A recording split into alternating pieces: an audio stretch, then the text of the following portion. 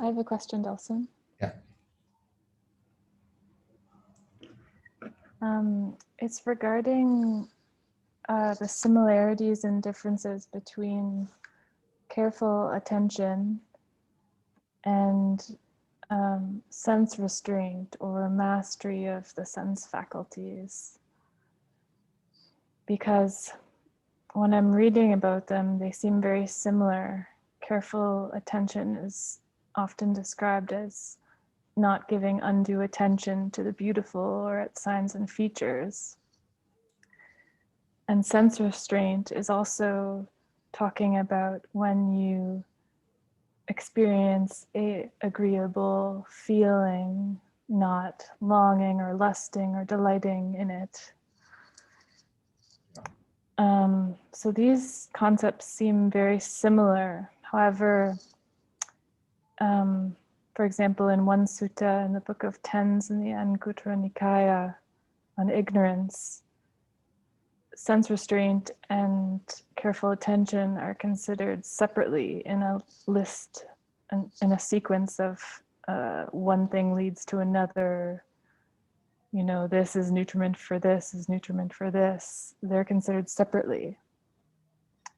Could you talk a bit about those two? Yeah. And sense restraint, as I've seen it, is indriya samvara, and then I guess careful attention would be more yoniso manasikara. Yeah. So we'll look at what proper or careful attention is. I tend to call it attention rooted in reality. And the reason is because it's trying to get as close to the translation of the Pali as possible. Because when you look at yoniso manasikara, so yoni actually means womb or the source of something. And manasikara quite literally means taking something to heart. So anytime you are reflecting, let's say, on the links of dependent origination, or you really pay proper attention to your senses and how that is basically conditioned by your contact or the contact that arises, which is conditioned by the six sense bases and so on. That is really yoniso manasikara. So when you see, for example, where the Buddha reflects on the different links of dependent origination in the reverse order and in the forward order and in the reverse order again, he's exercising yoniso manasikara. And that is the, let's say, higher sense of that term, which is to say that you are going to the root, you're going to the source of craving, you're going to the source of suffering, you're going to the source of all of the causes and conditions that create the circumstances for suffering. But if you look at it from a practical standpoint, where you're looking at it from the meditation and daily life, proper attention is likened to also investigation or Dhamma vichaya, which is to say that it's the noting aspect, it's the aspect of the mind which labels, perceives what is the state of mind that the mind is mindful of. So you have mindfulness, which is intertwined with investigation, Dhamma vichaya. Now, sense restraint is dependent upon mindfulness. Sense restraint is dependent upon proper attention, dependent upon investigation of principles. Sense restraint, the way I understand it and see it and exercise it, is that when you see a beautiful form in the eye, or through the eye, rather, your mind doesn't grasp onto that beautiful form. The reason being is you understand that that form is beautiful, but there's nothing inherently wrong with that form to cause the craving. The craving, if it arises, is caused by how one perceives that form, or how one listens to music, or how one tastes food, or how one smells a beautiful fragrance, whatever it might be. And so it's coming back to the mindfulness of the body, coming back to the mindfulness of the senses, and then using that mindfulness, using satipatthana to understand the arising and passing away of the sensory consciousness, the arising and passing away of the experience, the feeling that is being experienced through the way of the senses. And more importantly, noticing if there is any craving arising in it. So what you're effectively doing in this whole process, even though it seems very fast, is you are actually implementing, first and foremost, mindfulness, correct mindfulness. You are implementing investigation by noticing what that state of mind is. And you're also looking at if there is craving arising or not. And if there is craving arising, you're using that yoniso manasikara to let go of it by understanding that this craving that arose was because of or dependent on feeling. And so you let go of identifying with the feeling. So you could say sense restraint is the action, and the tools for those action or those actions are mindfulness, investigation, and yoniso manasikara.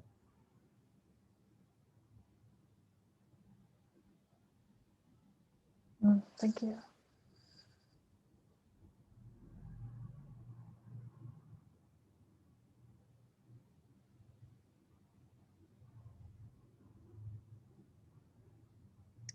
Maybe a follow-up question to that. In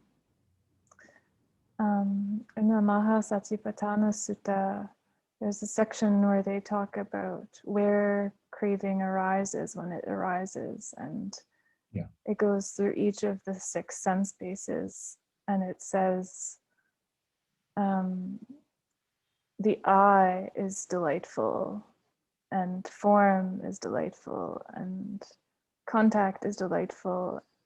And I understand how form can be delightful and how contact can be delightful, but the eye itself, how is the eye itself delightful, or how is the tongue delightful? Yeah, in that also, I believe, if I'm not mistaken, there's also how does craving dissolve or how is craving rid of? It's in that seeing of the eye, in seeing of, so it's dependent upon the feeling, the craving that arises, but the solution of craving also is dependent on seeing feeling with wisdom, seeing the eye with wisdom. The way I would see that, where the eye is delightful, the tongue is delightful, the ears are delightful, is a couple of ways. One is in somebody who takes these things to be permanent. So, for example, if you go to another sutta where the Buddha prescribes to Rahula, his son, is looking at the impermanence of the body, looking at the body with repulsion because it has all of these different organs and different things. And that is to de-identify with the body. So taking the eye to be delightful, taking the ear to be delightful is another way of saying one considers his body, and then particularly the senses, to be permanent. And then when one takes that to be permanent, one takes feeling to be permanent. When one takes feeling to be permanent, one considers feeling to be I, feeling to be myself. And therefore craving arises where one grasps onto it. And that's the whole, flow of suffering that arises.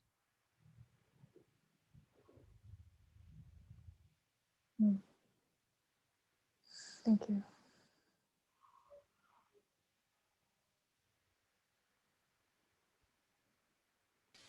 Hi, Delson. Am I up? Craving causes tension in the head and the mind. Is so that should the whole body and the feeling in the mind is be relaxed. Is how should you relax? Yeah. So how should you relax? That's a very good question. Yeah, you see tension or tightness in the mind or body as a symptom of craving, let's say, as an effect of craving. So when you look at it from the context of meditation, you're meditating, you're with your loving kindness or another Brahma Vihara, or whatever it might be, and you notice that the mind drifts. And in that noticing that the mind is drifting, you're using mindfulness and you're using investigation to notice that the mind becomes distracted. So what do? You use light effort. Number one, you prevent the arising of any kind of thoughts that are related to that distraction from arising. And the way you do that is by recognizing that you're distracted. As soon as you recognize you're distracted, the flow of that distraction stops. You prevent the further arising of any sort of distraction. Now, the release part, the release and relax part, that's about abandoning the craving, abandoning the hunger, abandoning the tension and tightness. How do you do that? When you say release, you're releasing your attention from that flow of thoughts back to the mind and body. So you're utilizing mindfulness to come back to the mind and body. You're basically just being aware of mind and body. And then you're becoming aware of the tension in mind and body. At that point, then you have the intention of relaxing, intention of tranquilizing. When you do that, joy naturally arises, and then you smile and then continue with your object of meditation. So it's just a matter of seeing that the mind was distracted, coming back to the awareness of the mind and body. Because the moment you do that, you're effectively practicing right mindfulness. Coming back to the mind and body, you now notice that the mind and body has tension, and then you just relax. It's the same way. And now, if you're going to ask, what does relaxed feel like? I'm borrowing this from Ananda, who says, take a fist and tighten, and that's the tightness and tension. But then you just relax and let go. That's relaxing. That's letting go. In the same way, when you notice that the mind has this inherent tightness or tension because it was distracted, you notice that and you let that go, and then come back to your smile. Thank you.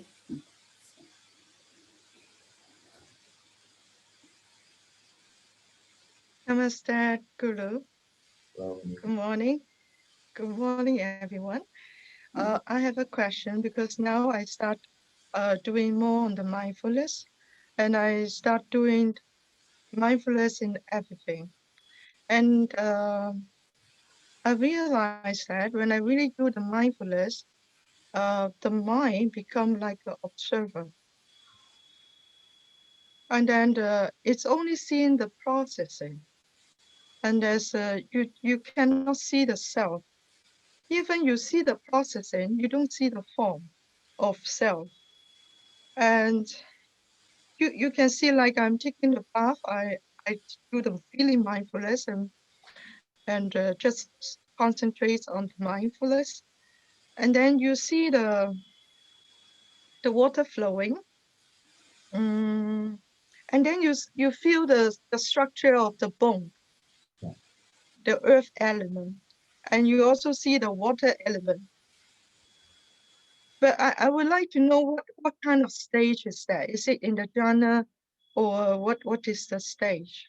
Yeah, this is looking into really anatta, because you notice that all of this action and looking at the body as elements and seeing that there's no self there, it's just processes that's happening. So your mindfulness is dependent upon the faculty of attention, which is in your mentality. So the mindfulness itself is also dependent upon something that is impermanent. So what you are seeing really is anatta. You're having an experience of anatta. So I would like to really learn more about the real meaning of the mindfulness, because now the whole world is talking about the mindfulness, and Bande have his own words of mindfulness. remember to observe the mind. But now I don't see it's observing the mind. I see only observing the observer seeing the whole process. Yeah. So it's not observing the mind. So I would like to clarify on this point. That's a good term, observing the observer, because the observer also is dependent upon different causes and conditions.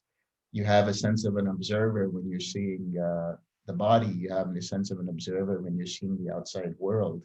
But the sense of observer is dependent upon your faculties, or the faculties within the mind and the body. Mindfulness, the way I understand mindfulness, is you're placing your attention on something. So there's an analogy that I use, which is like the mind is like a boat or a ship, and it's just trailing along on the ocean, and then it's ready to dock. So the mind, being the ship, has to anchor in order to stay steady, in order to stay docked to the port.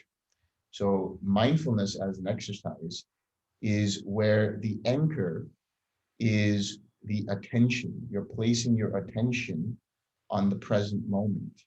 And that present moment is the bedrock under the ocean, so that it stabilizes the ship.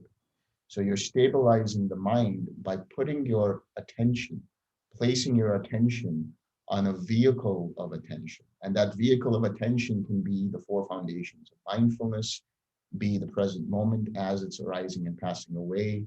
It can be contemplating the four great elements in terms of the body, or whatever other meditation subject. So can the mindfulness bring you to the different dimension? Yes, it can. Yes, it can. In fact, mindfulness, just observing the mind, observing the body, observing the reactions and responses of the mind and body, can take you as far as Nibbana. Yes, because I have experienced that when I try to bring up the upekkha, the equanimity, and then I bring the mindful all together. When they merge together, it seems that it's like an entrance for me to go through different dimensions. Yeah. So the mindful is really important to always as the core of our meditation. And then when they merge together, it's just like that. Yes. And then suddenly Yes. Yes. we come into a point which you can really transform. So now I teach the people, when you do this this stage, then you can make a wish. I make a wish to make it manifest. Is it possible? Yes, it is possible. In fact, in the suttas, it talks about how the mind, when you have that sort of mindfulness, which can basically what you're talking about, where the mind converges, where the mindfulness is important. It's the core, and you're converging. What is this converging? It's the convergence of the different enlightenment factors. So when you see everything start to come together, what you're starting to see is the enlightenment factors coming together.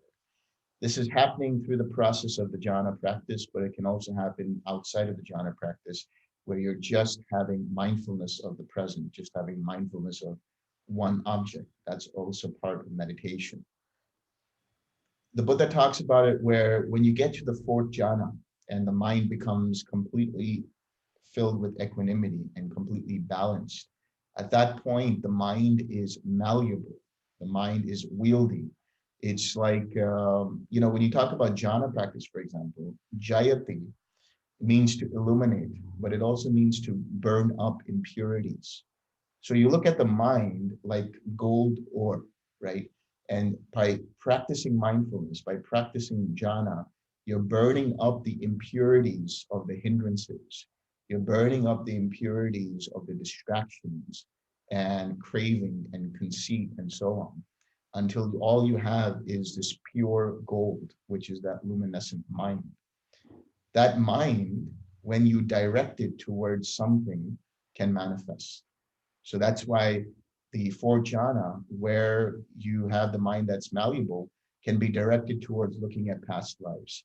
can be directed towards psychic powers, can be directed towards manifesting by, as you mentioned, doing something, having the intention to manifest the kind of situation that you wanted. So you could say, may it be this way, may it be that way. That only happens after you purify the mind enough that it becomes like a flowing attention, a flowing awareness that you can use to manifest. So in this case, if I have friends who is in sickness, like they really have a big problem of the health, so can I get into the fourth jhana and try to clean his sickness? Is it possible? I would say when it comes to healing and different therapies, it is possible to use certain therapies to heal people. But at the same time, one has to be aware that there is karma involved as well. So if that individual, if that being has the karma to be having to go through that illness, all one can do really is alleviate the symptoms of sickness for that person. They can just comfort that person, allow them to basically experience relaxation, be able to experience the ability to see the impermanence of that sickness. So things like sicknesses, things like pain, all of that can only be alleviated through the symptoms, through relaxing the symptoms. But taking them out completely is outside the scope of what one can do with the mind, because there is also karma involved. And the reason one would say that is because if you look at even the Buddha also suffered from, for example, back pain. If he wanted, he could have just alleviated his back pain and let go of it, and it would have disappeared. But he understood it to be part of the karmic cycle, where it was because when he was a wrestler, when in a past life he was a wrestler, and he used to break people's backs. Now he was suffering the consequences in his final life. So karma is something that one cannot alleviate in the sense of taking it out completely, but it must be experienced. However, you can still alleviate the suffering aspect of that. You can dampen the effect of that suffering, even though the karma needs to still be played out. When you talk about karma, I'm facing like a client is a disciple. She have two consciousness. Mm. Sometimes when she's really feel peaceful and she's really normal, but suddenly she change, even the voice, everything change, and become very sick. And it seems that inside her body, she have two consciousness. And now she's saying to me that she's going to leave the world by May. So I don't know how to help her. If this is the karma, so why the karma bring her to two consciousness? And then one consciousness want to leave and one consciousness want to kill herself. So how can I help her? Yeah. So I guess what you're talking about here is some form of a split personality disorder, where she has two different personalities. And this could be dependent on different various factors. It could be dependent upon her mind, and when I say her mind, in this case, it could be dependent upon the different centers of her brain, which are causing these two different consciousnesses, as you say. So it's interesting to see when you say two consciousnesses that you see that impersonal nature. Which is she really? Is she the consciousness that wants to leave, or is she the consciousness that wants to stay? It's a matter of being dependent upon the mind, being dependent upon various factors in the brain. So for things like that, I would suggest that one can help her by obviously making sure that she doesn't want to kill herself. Obviously, making sure that you take care of her suicidal tendencies from that one personality. and perhaps she might require medication. So that, in that case, you would need to consult or have her consult a psychiatrist or psychotherapist who can, because they are really experts in terms of the brain and the mechanics of the neurology of the neuroscience.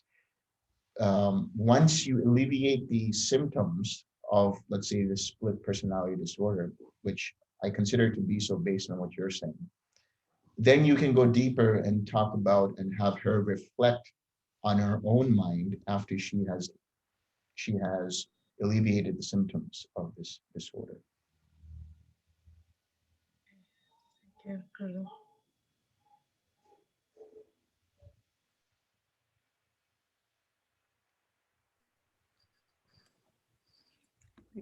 I have another question, Delson. Go ahead, Sarah. Okay, thanks. I think it's a quick one. It's regarding the clinging to the 5 aggregates. In one of the suttas in the Majjhima Nikaya, when it's talking about the 20 types of view of self, one of the sets of 5 is seeing self as possessed of form, or self as possessed of feeling, or self as possessed of perception, etc.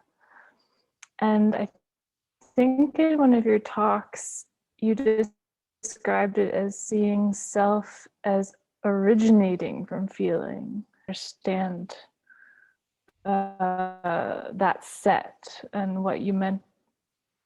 Yeah, what you meant by originating from feeling versus being possessed of feeling. Yeah.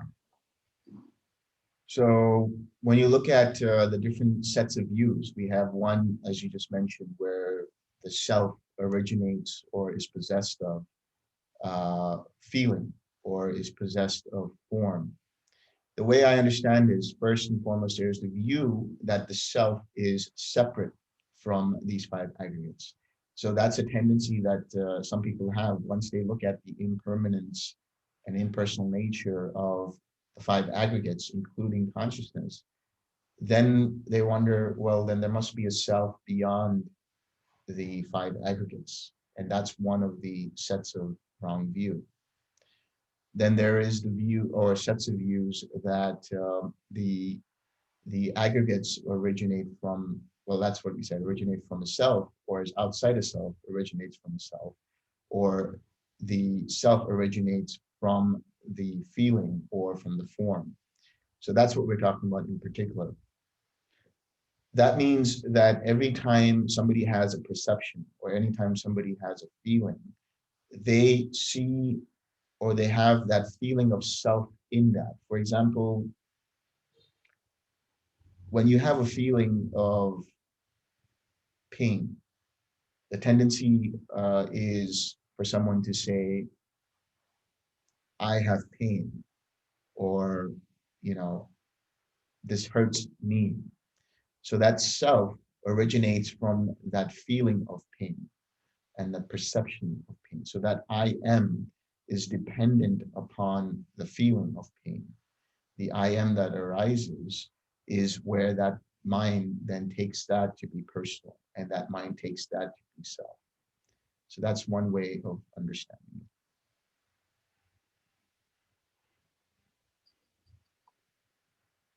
Okay, so when we say that self is possessed of feeling, that means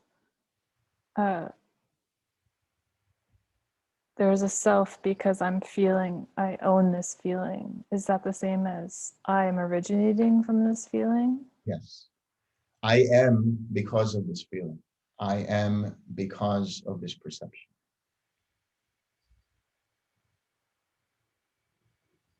Okay. Is that clear, or do you want me to further clarify?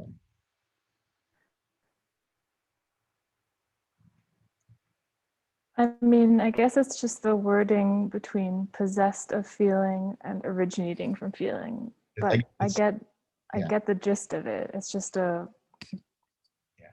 wording thing. Yeah. I mean, the other way you could say it is it's dependent upon feeling. That would be the best way to understand it, because you're looking at it from the context of dependent origination. So you have the idea that the feeling is dependent upon a self, or the idea that the self is outside of the feeling, or that the feeling or the self is dependent upon the feeling, and so on.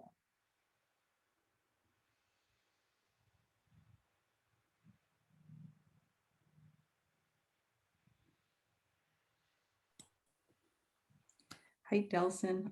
My question is, lately in my sittings, I notice it's like not necessarily I'm in the jhana, but I'm always very aware of 7 factors of awakenings, right? So it's always trying to balance these 7 factors. You know, time to time I'm having a trouble, and I'm not so sure. Is it without the jhana?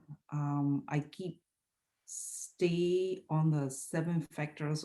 If I notice the 7 factor of awakenings, and my mind itself is collective enough, then do I need to go back to whatever jhana that? Maybe it could be in jhana. It's just because like it's always in the equanimity, but when I'm in the equanimity, I noticed lately is even my body got it really heavy and slow down.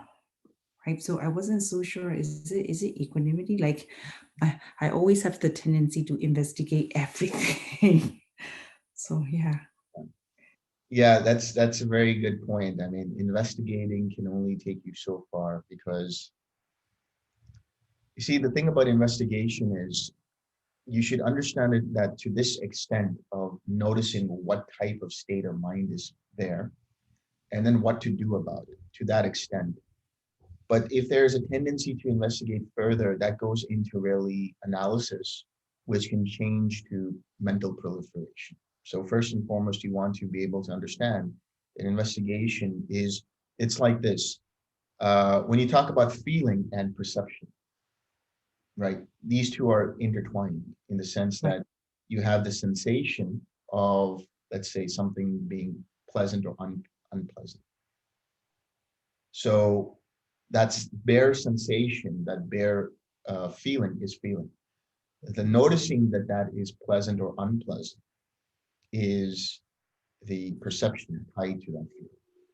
In the same way, when you look at mindfulness and investigation, mindfulness is noticing that the mind is in such a state.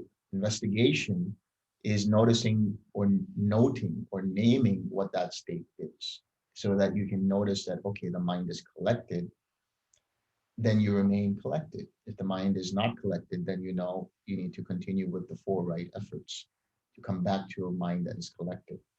Even during the process of using the 4 right efforts, there is still investigation going on. So investigation is conscious enough of an effort to be able to recognize what the state of mind is. But it doesn't need to be stretched out further to say, okay, now what is this dependent upon and what should I do, and so on and so forth. It is just the noticing aspect of the mind, the labeling aspect of the mind, that is able to discriminate or distinguish between states of mind.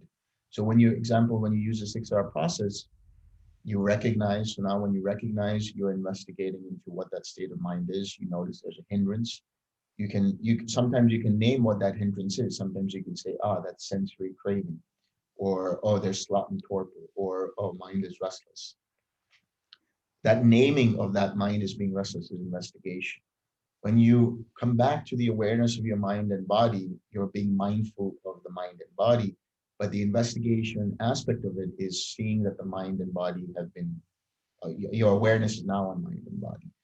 And then when you relax, that's the effort, and the discernment of that relaxation is investigation. So hopefully that part clarifies for you that you don't need to go any further than that as far as investigation is concerned.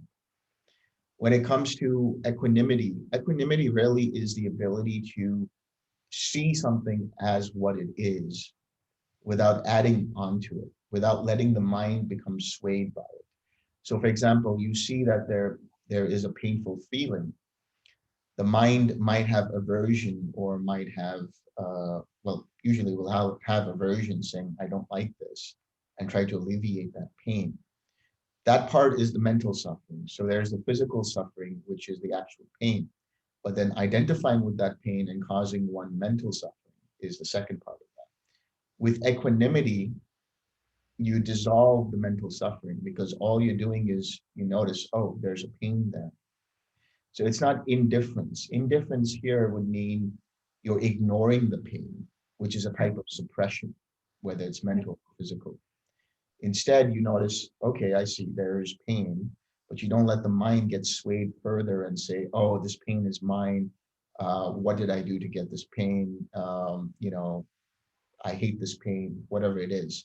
Instead, you use equanimity to say, okay, there's pain. So now I'm going to do something about that pain if I can, whether it's to relax the mind, relax the body, whether it's to put a bandage on it or whatever it might be. In the context of the 7 enlightenment factors, when you are in jhana, the 7 factors are balanced. Usually when you notice, for example, in Majjhima Nikaya 111, goes into each of the jhanas and then he notes the different factors of the jhanas. He notes the different factors of the mentality and materiality. And then he also notes which enlightenment factors are present.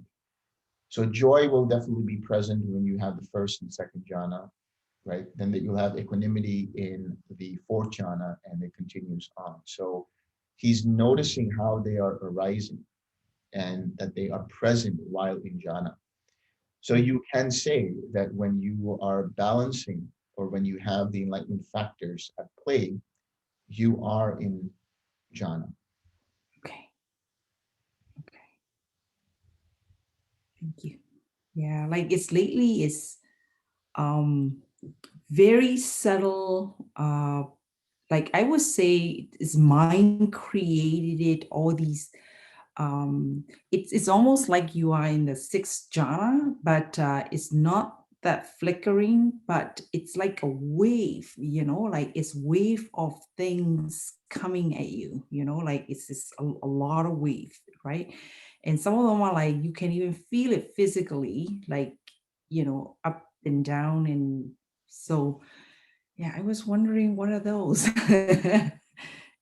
You just did that action of the wave. It looks like you're saying it's arising and passing away. Right. Yeah.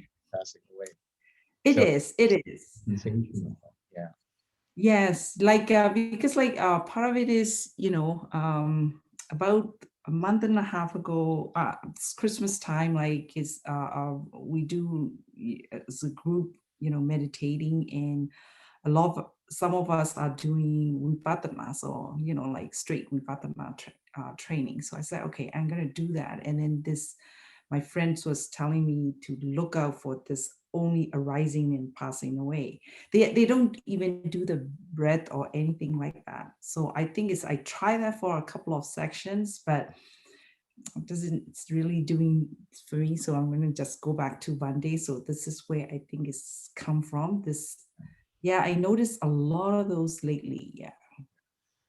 See, the thing is, when you do straight Vipassana, what you're doing is just that Vipassana. But you need both. You need serenity and insight. You need samatha and Vipassana. So this is also going back to, don't look out for these states. Don't expect these states to happen. Even, for example, in the 6th jhana, when you have infinite consciousness, don't expect the flickering to happen. Then you're going to, a person would delude themselves into thinking that they're seeing it.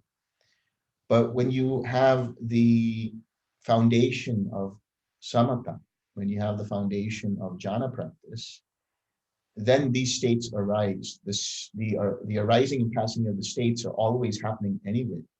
But the noticing of that is insight. The noticing of that is vipassana, right? Yeah. But here, what you're doing is not looking out for them. It just comes to you, let's say, so to speak. It just arises. the mind becomes so quiet, the mind becomes so unified that it is able to now really be mindful of these subtler and subtler things that are going on in the case of arising and passing of consciousness. And again, that can happen, like you said, in terms of flickers. It can happen in the sensation of this arising and passing away that you mentioned. So it can happen and manifest in different ways. And that's dependent upon the faculties of the mind and the senses. It's dependent upon those faculties, and the way they experience this are dependent upon formations. And those formations are dependent upon the contact. So here we're talking about internal contact of the sensory experiences. So then the formations arise, giving rise to the consciousnesses in the way that you experience them. And they can happen in different ways. Thank you.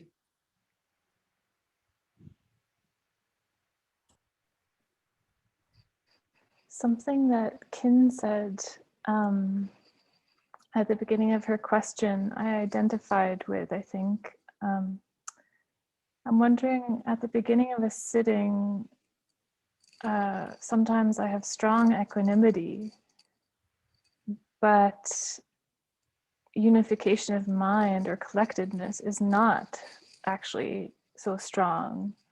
I can be more easily carried away by distractions than along in the meditation maybe. But the equanimity, sometimes I do wonder, it seems like I'm in jhana, but then out, like going back and forth quickly between in jhana and out of jhana with each distraction. But sometimes you just wonder, like, where am I? Because the equanimity is strong, but you don't have, you know, joy necessarily as one of the jhana factors. Yeah. But there are many distractions. I don't know if. So, yeah, this is going back actually to bringing into balance the enlightenment factors again. So even if you have the strong equanimity, that needs to be dependent upon the collectedness. That collectedness is dependent upon tranquility. That tranquility is dependent upon joy. That joy is dependent upon effort.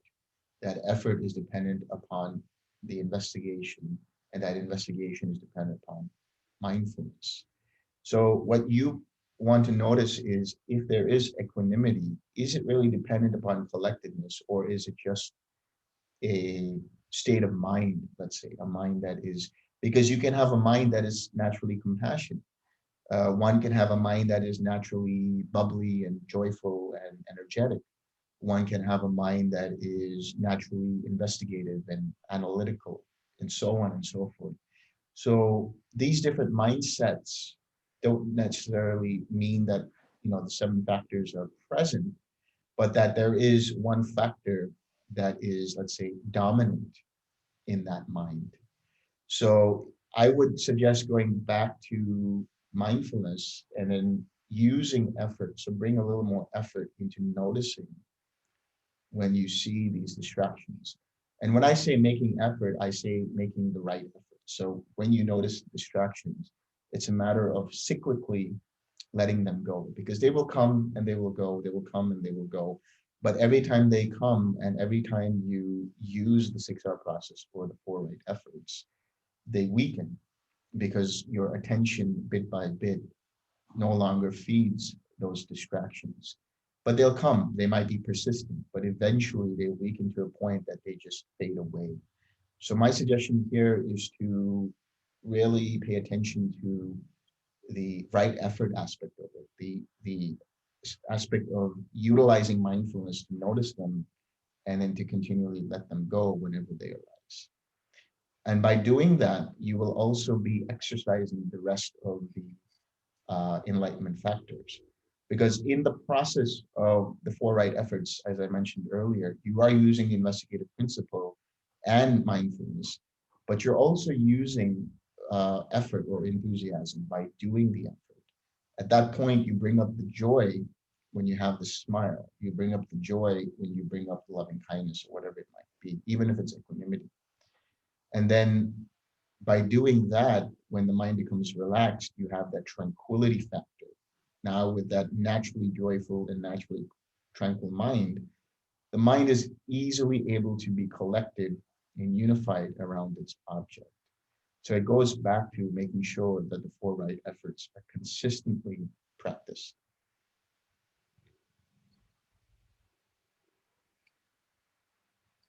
Okay, thank you.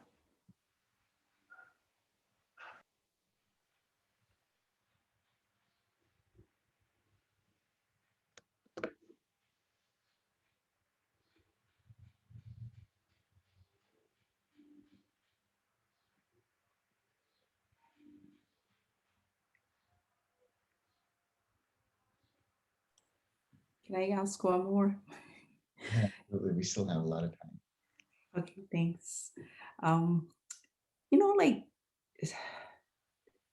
well, a lot of things happening in a personal life too. So, but I've been like everything surround me. All I'm seeing is like everything comes and go. Nothing really I can hang on to, and I don't want to hang on to. But at the same time, you know, I go to the other extreme that oof, I I don't want to do anything with anything anymore, right? Like it's this, I notice myself I'm having some aversion to this.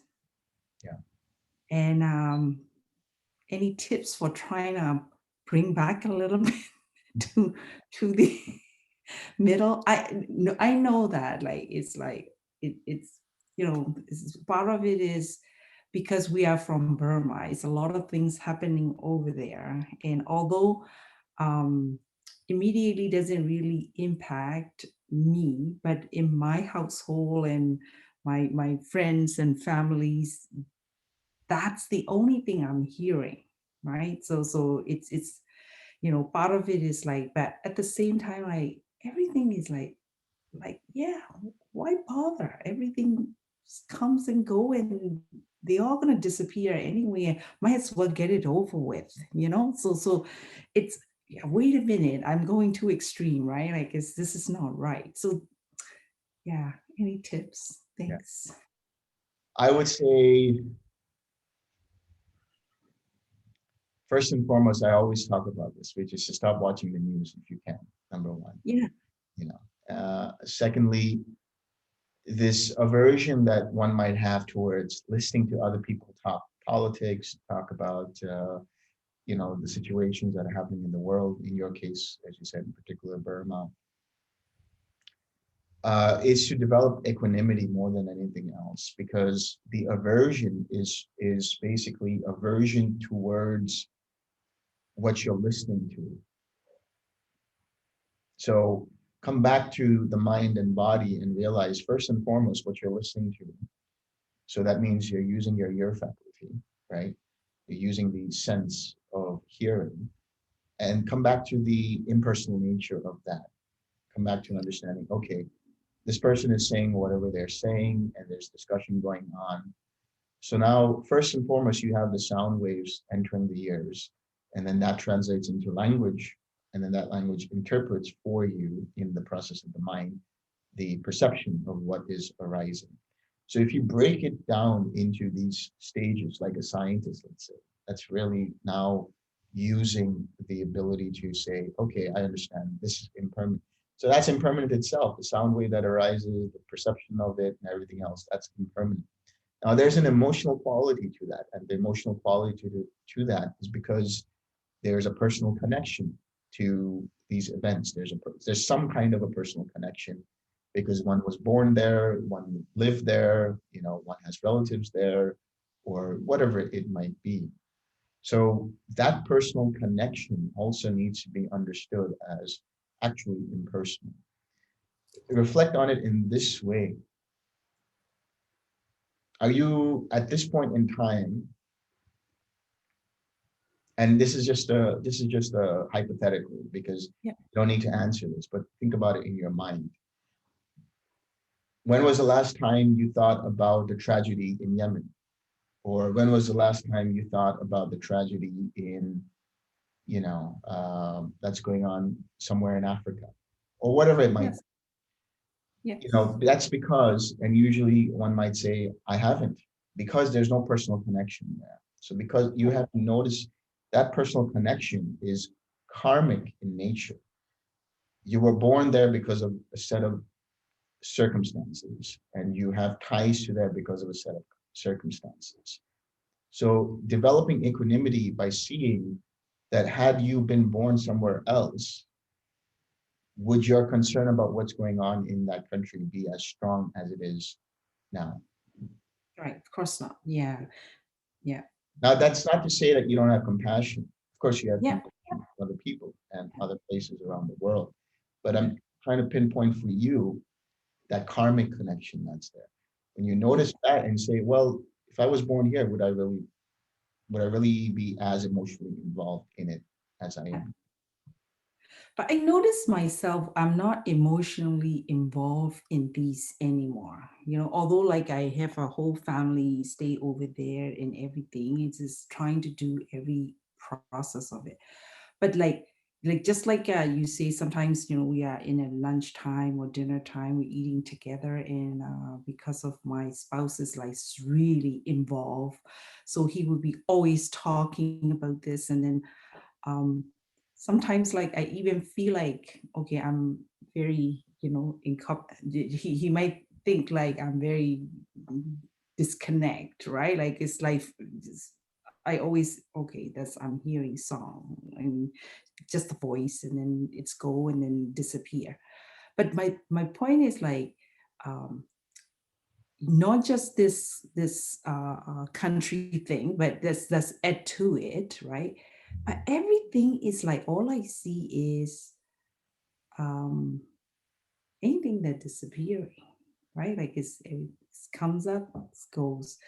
It's, a lot of ways is great. Is sometimes, in the office, in a meeting time, people are screaming at each other. I look at it from outside and it's gonna gone. So in a way, sometimes it's good, but sometimes I feel like it's like, it's just, I can feel that because of I see so much of these disappearing. It's everything impermanence and doesn't really matter, like it's and then I can't say that I'm at the equanimity at that time. And at that time I feel like just let the time pass by and do whatever, so even right now is like at last minute, I'm trying to do retreat and just work, and that's it, I'm going away. So yeah. No, this is a good point you bring up, actually, because when you look at it, when you have the perception of impermanence, when you really look at that everything is impermanent, generally there's a tendency for one to go into what one would call nihilism, because this is something that I just picked up on what you said, which is nothing really matters. Actually, in the Buddhist context, that's not the case. If you go back to the mundane right view, remember the mundane right view is there is cause and effect. There is generosity and meaning in generosity. There is mother and father, which is to say one is grateful for having this life because through one's parents, one has this life available to experience nibbana and release. And then, of course, that there's worlds beyond, and there are people or beings who are aware of these worlds beyond, and so on and so forth. But nowhere in that right view does it say that because of impermanence, that nothing matters. So you have to look at it in that way and understand within the context of right view, this is going towards a wrong view, nihilism, annihilationism. Because the extreme form of that then is if nothing matters, why do the practice? If nothing matters, Right. Why do anything at all? So Right. there is something to be said about dispassion. There is something to be said about disenchantment, viraga, and nimitta, right? You can have that, but at the same time, that needs to be balanced when you are interacting with people, with compassion. So let's take the example of, sitting at the dining table, the context of sitting in the dining table. Compassion is not just having the ability of feeling the other person's pain and understanding their pain and suffering and wishing them free of that suffering. But loving kindness and compassion especially is also about listening. So really listening intently to the other person, because everybody, every being wants to be listened to, even if whatever they're saying, let's say, in your mind might be wrong, or in your mind might be wrong speech, or in your mind might be, idle chatter, or whatever it might be. But that person needs to be heard out. So in this way, what you can do is actually exercise your generosity and compassion.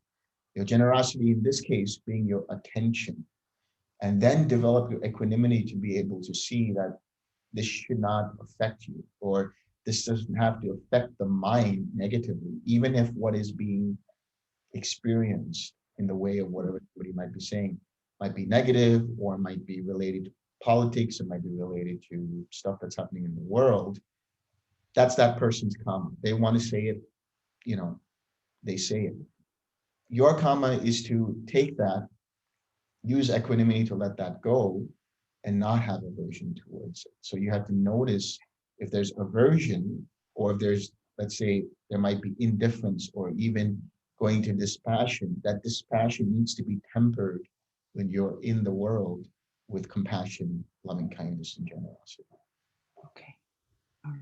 Does that make sense? I mean, is that makes sense. That makes a lot of sense, because that's, but one of the good thing is, it's like I see the impermanence so much that scare me enough that I wouldn't drop the meditations, like it's right. Like it's I said, that's the only way out. I have to keep doing it, right? Like pushing through it.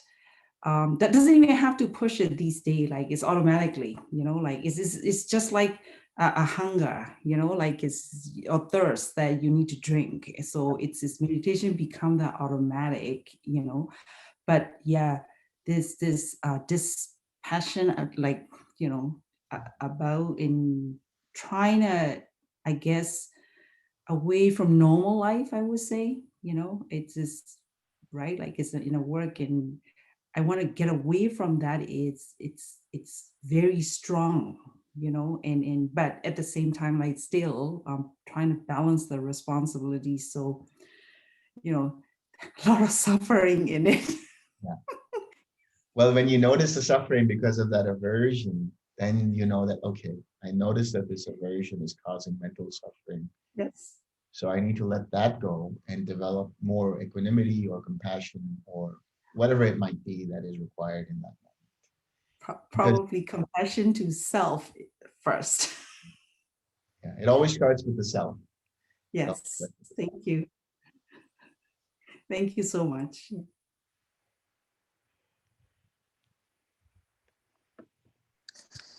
Delson. Yeah. Can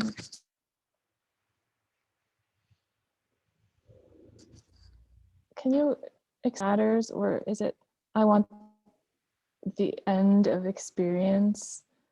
I thought it was the cessation of experience. Like we want this to end. We want this. If there was a self, we would want it to end.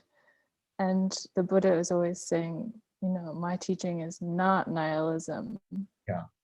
But it seems as though in the macro scale, that's exactly what we're trying to do.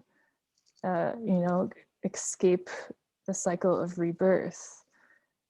So I'm just not clear on this point. Could you talk about that a little bit?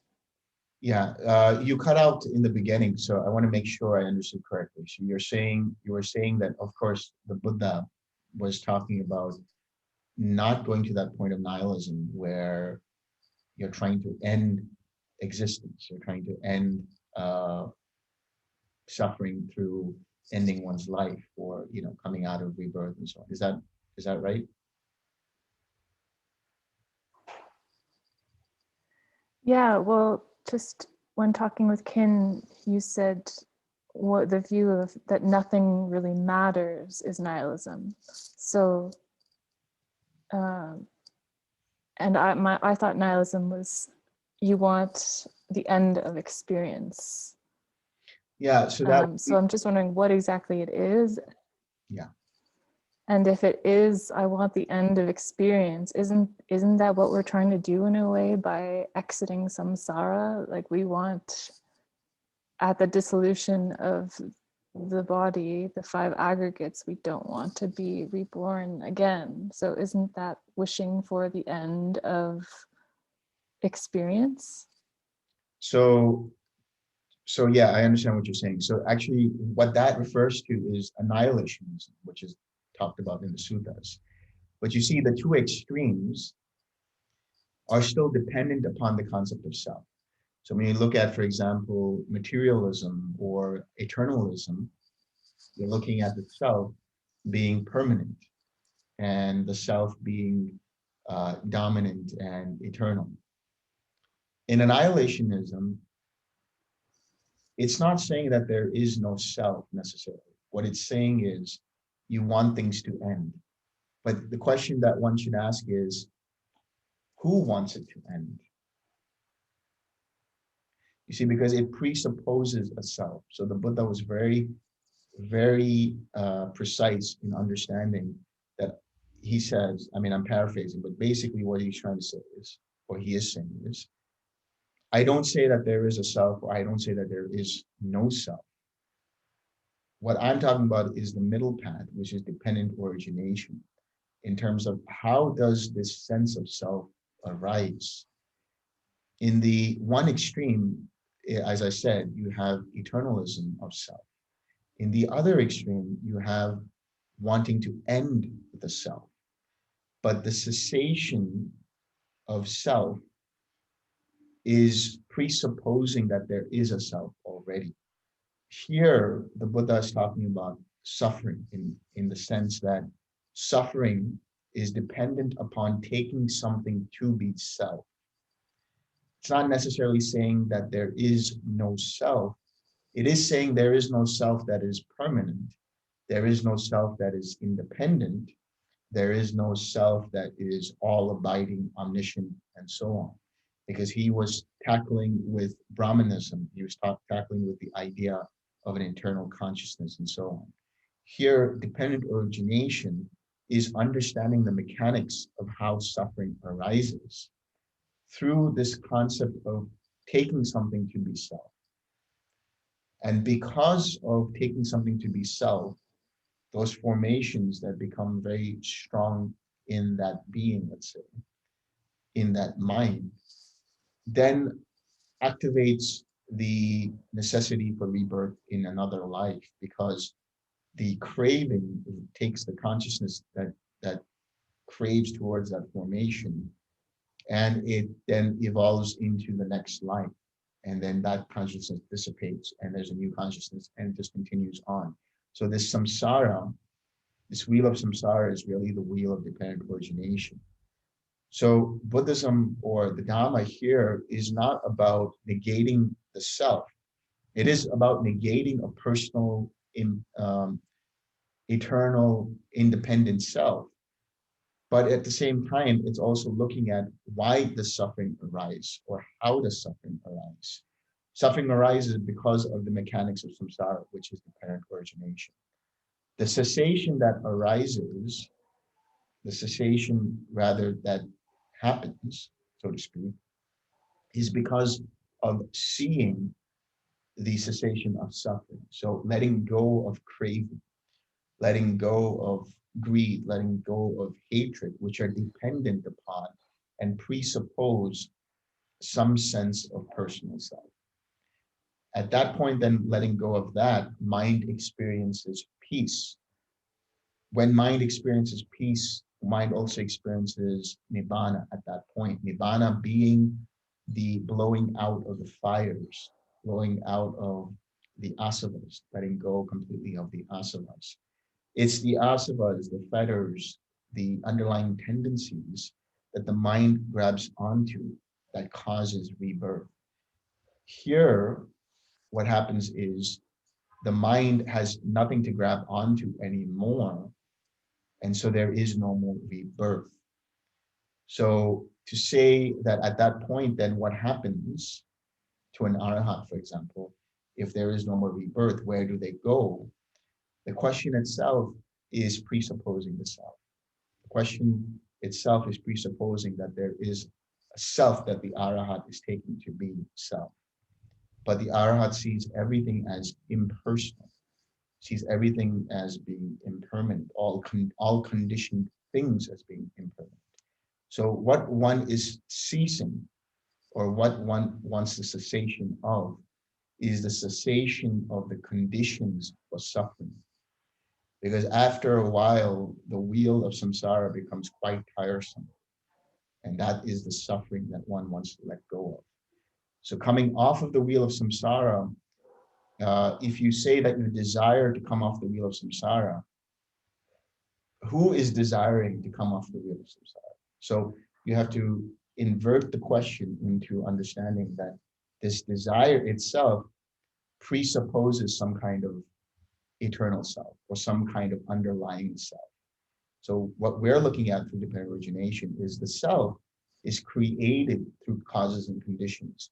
When you let go of the causes and conditions, it's not that there is no self, it's that there is no more suffering. And that suffering doesn't arise because there's no self, birth of self that experiences that self.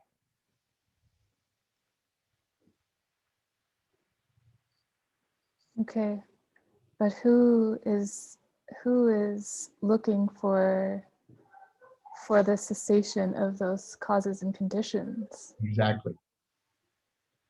That's the question, exactly. Who is looking?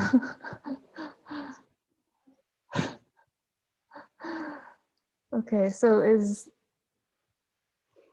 I might be getting lost here, but so the difference between the Buddha's teaching and nihilism is that nihilism presupposes a self and Buddhism does not? Is that the only difference? Really, yeah. So the Dhamma really doesn't state that there is a self or there is no self. Anatta, you see, that's the thing that especially other philosophies will take anatta and say, so then that means that there is no self. But what anatta is really is not self, meaning this body is not self, the aggregates are not self, the links of dependent origination are not self.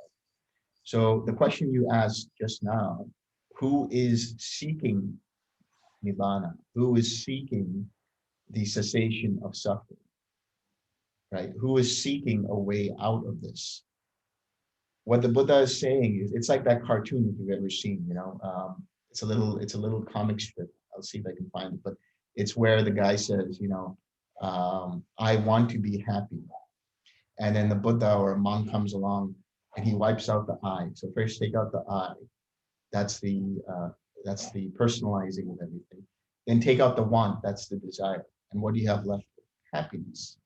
So in the same way, what this idea of who wants nibbana, you have to look at the question and realize, wait, that's also presupposing a self. It's not that the self experiences nibbana or there is self in nibbana. It's that one understands that taking something to be self is a cause for suffering. So there also you're looking at it from so there's actually a sutta somewhere, I have to find it, but there's a sutta where the Buddha is talking about dependent origination. It's in the Samyutta Nikaya actually. It's called the Nidana Vaga, and it's a bunch of like 93 different suttas within that particular section. And in that one of those suttas, the way it is the monk is saying, the bhikkhu is saying that, so I am experiencing the self or something like that. Okay. And the Buddha says, that's not the way to look at it. You have to say there is a feeling arising. So it's not that I have a body. It's just that there's been causes and conditions for a body to arise. There has been causes and conditions for a feeling to arise. There's been causes and conditions for craving to arise, and so on and so forth. So and then the other question is, who feels the relief? Once you let go of suffering, once you let go of craving, and there is the experience of nibbana, who's feeling the relief at that point?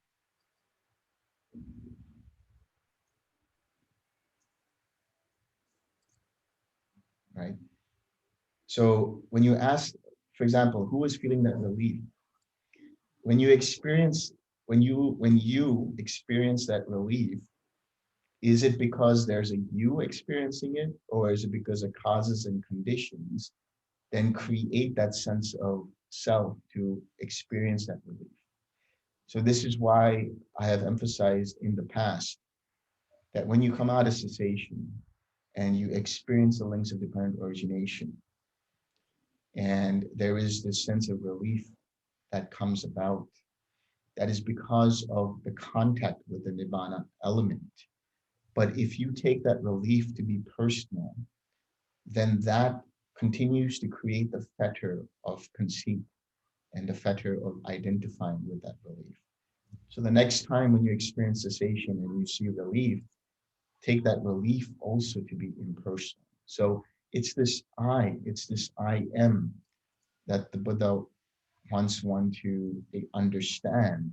And by understanding and acknowledging how it arises, you understand that then that means that everything is impersonal. And if everything is impersonal, there is no inherent self in it, in the sense of there is no inherent permanent personal self. It's just that everything arises and creates the causes and conditions for that self. So self, you could say, equals, or the notion of permanent self equals suffering. So that jati, the birth link, is the birth of that sense of self. That birth of sense of self gives rise to the suffering. Because if there was no concept of that self, would there be suffering?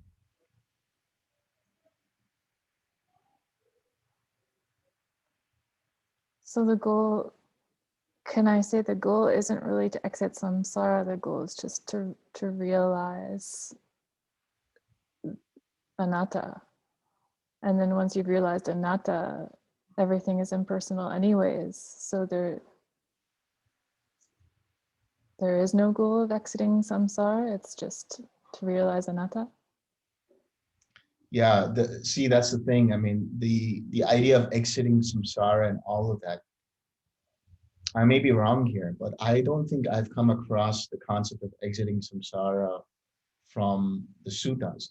Not to say that one doesn't exit samsara, but even, see, that's the thing.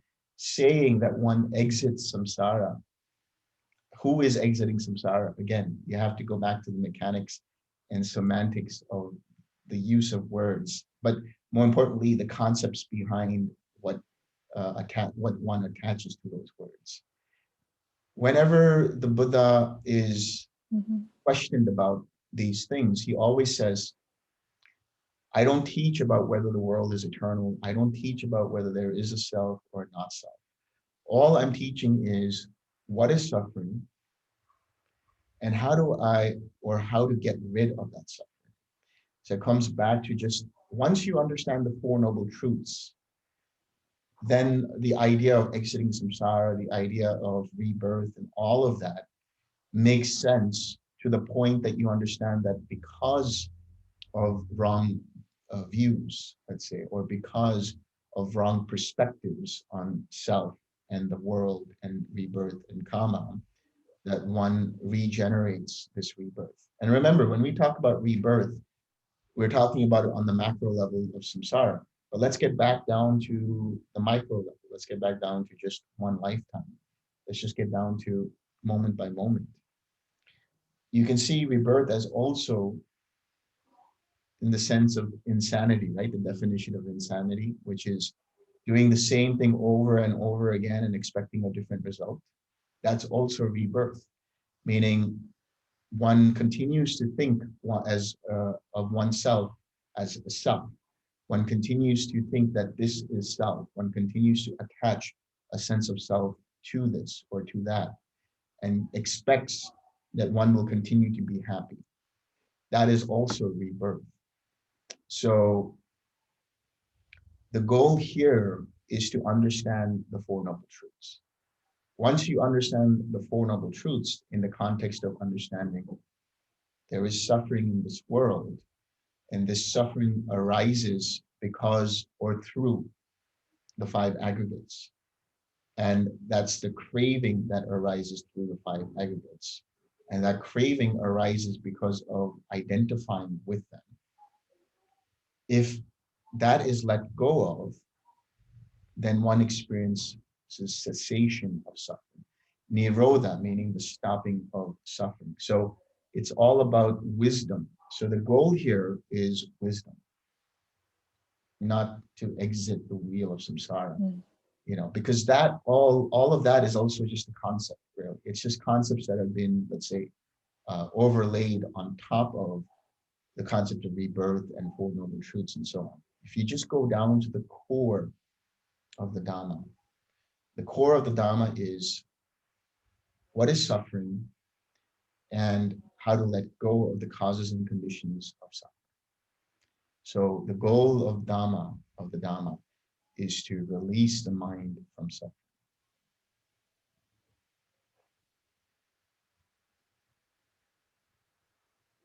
Sadhu, sadhu, sadhu.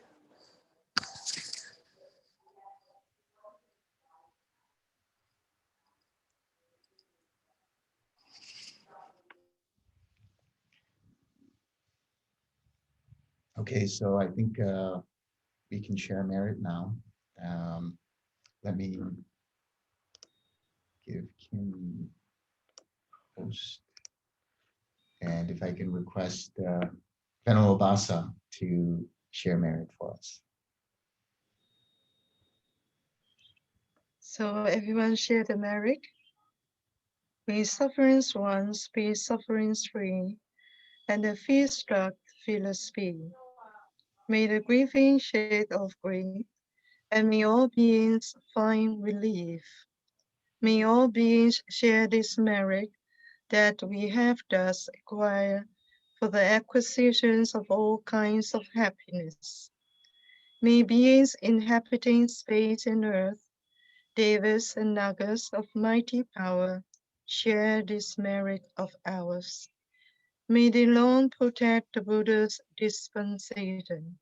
Sadhu, sadhu, sadhu.